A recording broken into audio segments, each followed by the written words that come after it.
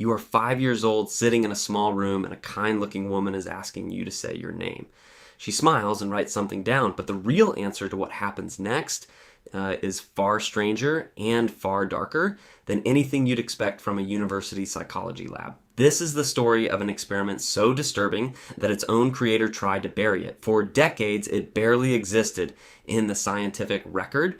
A student studied his other work for years and never heard about this one. Why? In 1939, at the University of Iowa, a speech pathologist named Wendell Johnson wanted to answer a question that had haunted him his whole life. He stuttered badly, and he believed stuttering wasn't something you were simply born with. He believed it was learned, planted quietly in a child's mind by careless words from the adults around them. To test this, he needed subjects, not adults, children. He sent his graduate student, Mary Tudor, to a local orphanage in Davenport, Iowa. 22 children lived there, most with completely normal speech. Tudor split them into two groups. The first group received something close to praise, encouragement, gentle correction, only when truly needed. The second group received something else entirely. Tudor sat across from these children, some as young as 5 years old, and told them their speech was flawed, broken.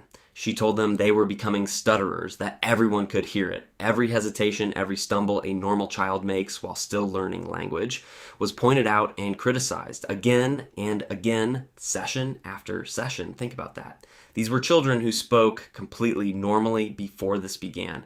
Some of them started to flinch before they even opened their mouths. Within weeks, something happened that even Tudor hadn't expected.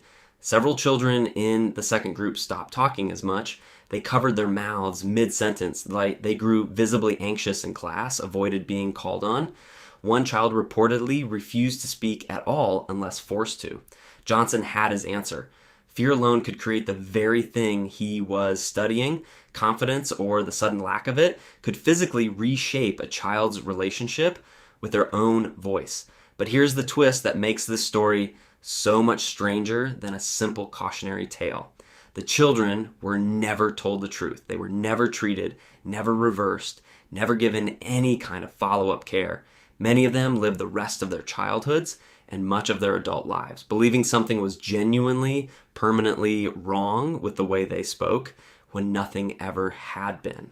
Decades later, in 2001, a journalist for the San Jose Mercury News finally uncovered the buried story. Survivors then, in their 60s and 70s, described the quiet shame that had followed them their entire lives. One woman said she still hesitated every single time before saying her own name out loud. The University of Iowa eventually settled a lawsuit with several surviving victims. Researchers later nicknamed the experiment the Monster Study, not because Johnson intended cruelty, but because of what it revealed about how easily belief can be implanted and how permanent that implant can become. Here's the part that should unsettle you the most. This wasn't ancient history. This wasn't a medieval superstition performed in ignorance. This happened inside a modern university using what was considered legitimate science less than 100 years ago. And it points to something psychologists have confirmed again and again since. Dr. Carol Dweck's research on mindset found that children who are told they are naturally bad at something often abandon it entirely within weeks, while children told they can simply improve, keep pushing forward, almost regardless of their actual starting ability.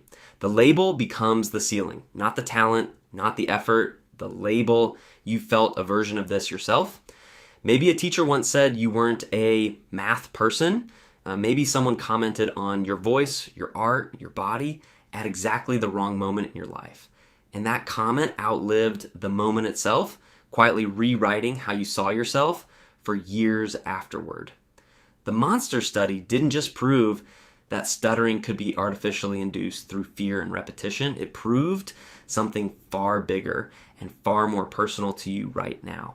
Your brain doesn't only remember what actually happened to you, it remembers just as strongly what people once told you about yourself, and sometimes, unfairly, it believes them more than it believes the truth.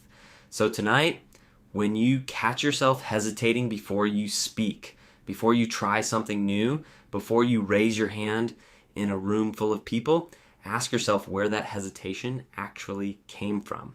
Because the real answer might not be you. It might be a small room, a quiet voice, and a name you were once made too afraid to say out loud.